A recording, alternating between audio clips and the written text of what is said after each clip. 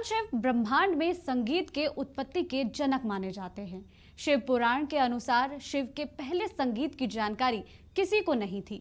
ऐसे में जब सावन का महीना चल रहा है तो गीत संगीत की परंपरा पुरानी भी है और रोचक भी। नमस्कार, मैं हूं अनुजा, स्वागत करती हूं आपका इस खास कार्यक्रम में, जिसमें आज हम भगवान शिव की बात करेंगे, उनके भक्तों की बात करेंगे। जय जय जय जय तारा लगाए दे।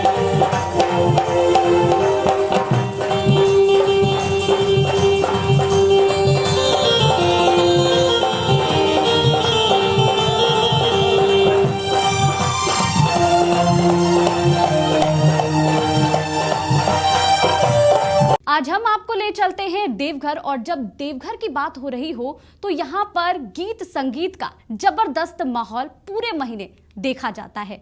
लेकिन जब हम आपको एक बेहद ही खास कलाकार छैला बिहारी से मिलाते हैं तो उनके संगीत को भी सुनते हैं और मंत्रमुग्ध हो जाते हैं। बोलबम में, धुन में।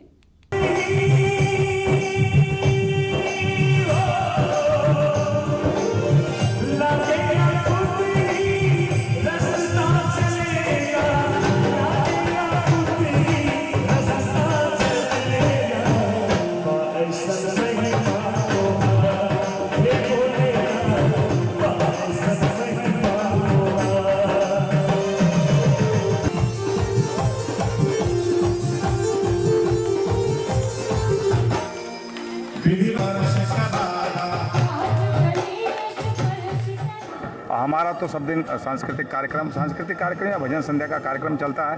कांवरियों को हम अपने तरीके से जोश देते हैं। बाकी लोग सेवा करते हैं, कोई पैर दबाते हैं, कोई गर्म पानी, कोई नींबू चाय शरबत।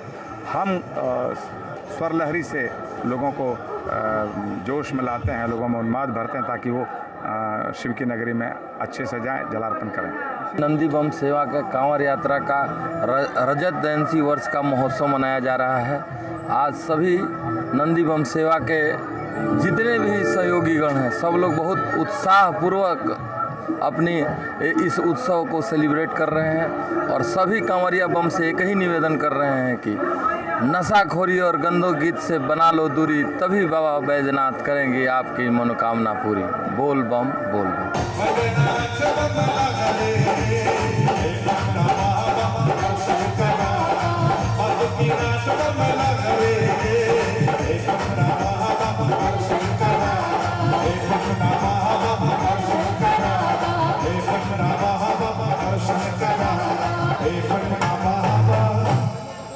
शिव की भक्ति में सबको झूमने पर मजबूर कर दिया, और जब छैला बिहारी जैसे कलाकार मंच पर हो तो भक्त अपने आप को शिव को समर्पित कर देते हैं।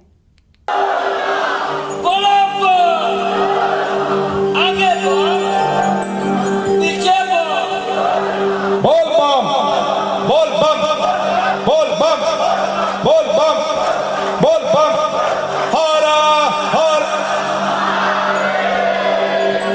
तनी खोल दी के बढ़िया गलबा डाल दे, तनी खोल दी के बढ़िया गलबा डाल दे, खोल दी के बढ़िया गलबा डाल दे, तनी खोल दी के बढ़िया गलबा डाल दे। आई बानी दूर से रो अपने चढ़ावे, दर्शन से भी बाबा हमें दर्शन पावे। आई बानी दूर से रो अपने चढ़ावे, दर्शन से भी बाबा हमें दर्शन पावे। बट्टी पिटे बट्टी पिटे ये डाले बेबे।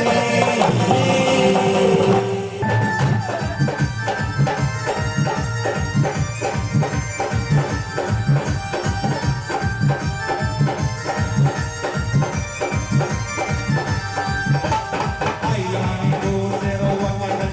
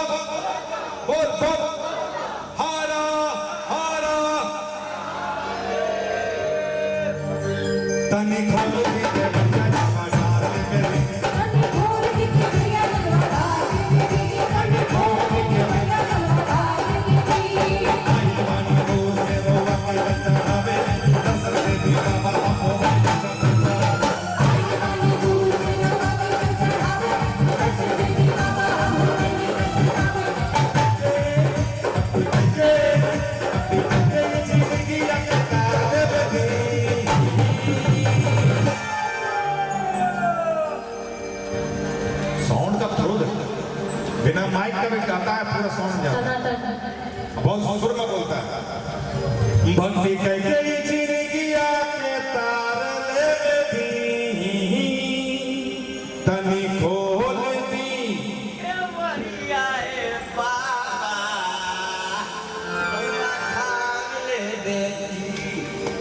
तनी खोल दी के बढ़िया जलवा ढाल ले दी, तनी खोल दी के बढ़िया जलवा ढाल ले दी, तनी खोल दी के बढ़िया जलवा ढाल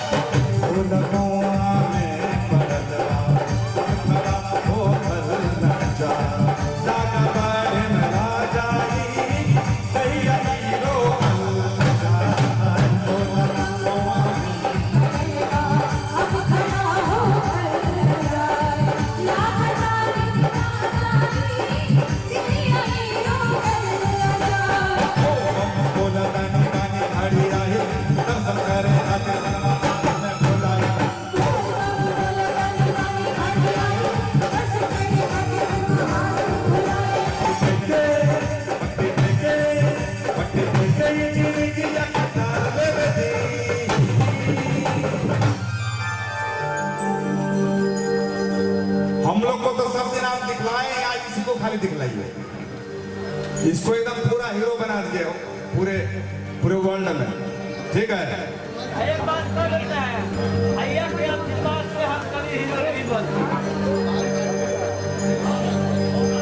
भक्ति के कई जिंदगी आके तार ले दी, तनी खोल दी के बड़ी आई बाबा, तनी खोल दी के बढ़िया जलवा ढाल ले दी, तेरे बानी रहुआ हमरो के निहार ले दी।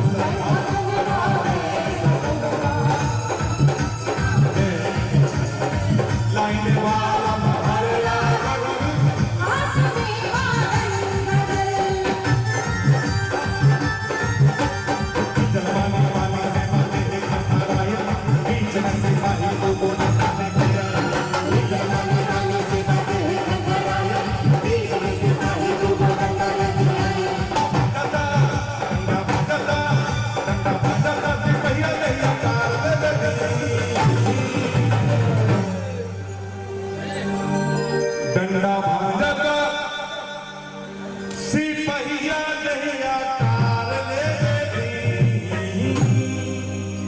तनी खोल दी के बड़ी आई बाबा।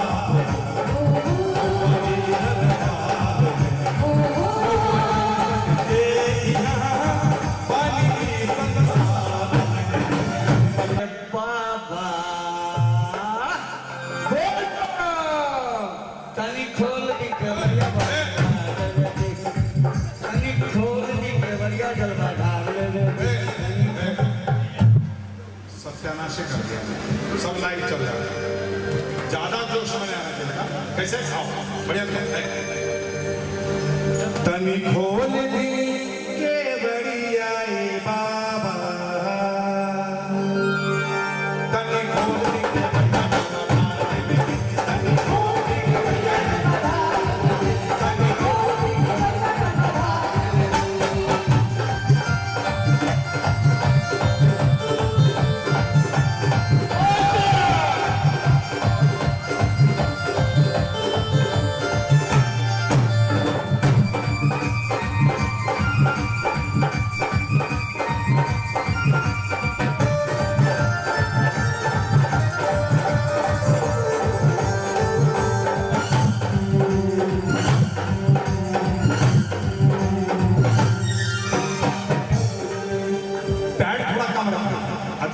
फोक सॉन्ग है, ढोलक तबला है ना, पैड को कम रखिए, ठीक है।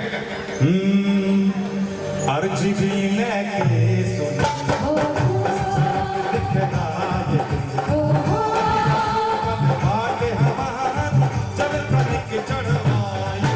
संगीत के सफर में लेते हैं एक छोटा सा ब्रेक। ब्रेक के बाद छैला बिहारी के गीतों का ऐसे ही लुफ्त हम उठाते रहेंगे। जय जय जय जय तारा लगाएंगे।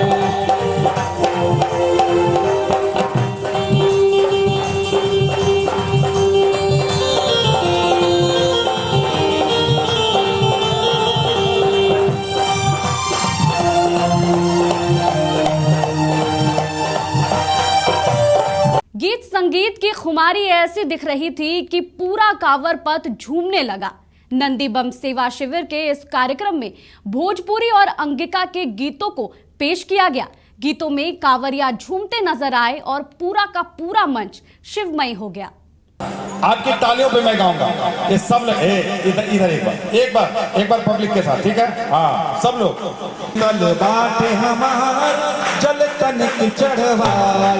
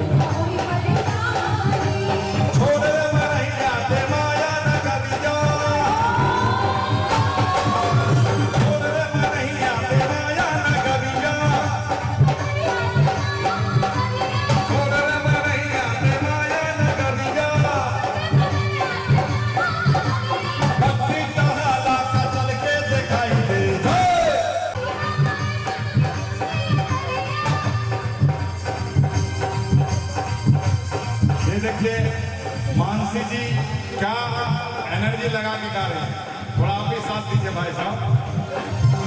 जय जय जय जय जय जय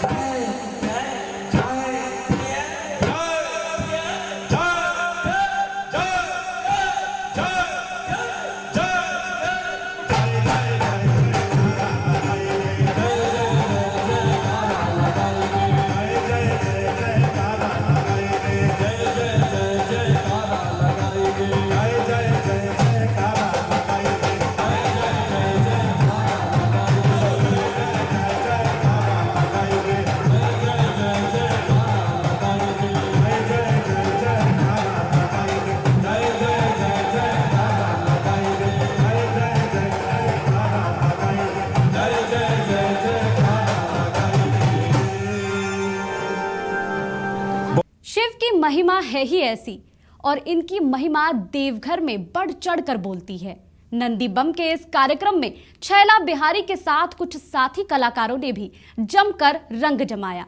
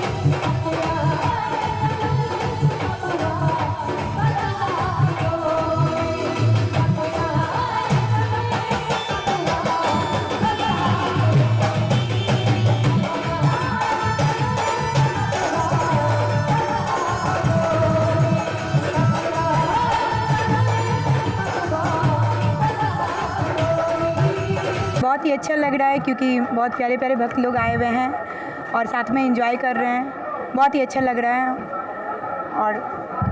और यही बाबा से कामना है कि आगे भी ऐसा ही कार्यक्रम होते रहे।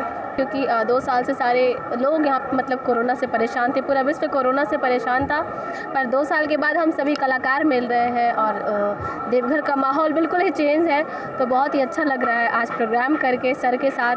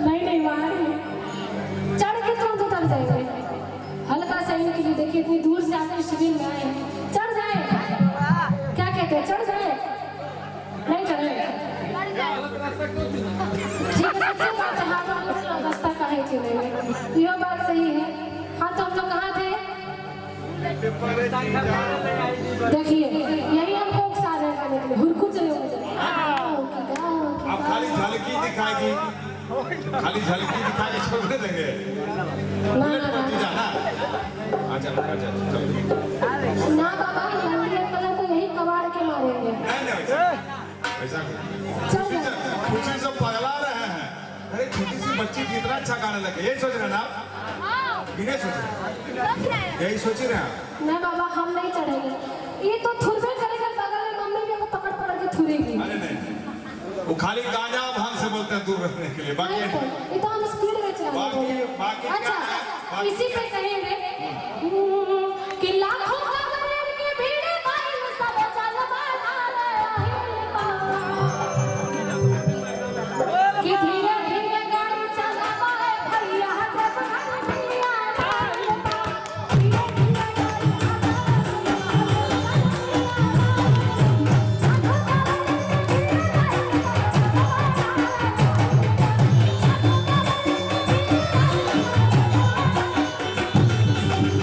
कि धीरे धीरे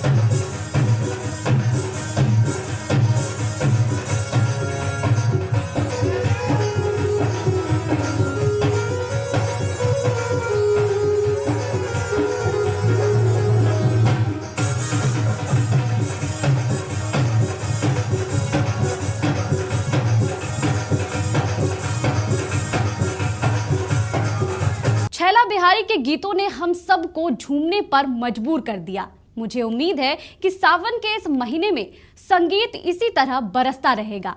ओम नमः शिवाय। जय जय जय जय तारा लगाए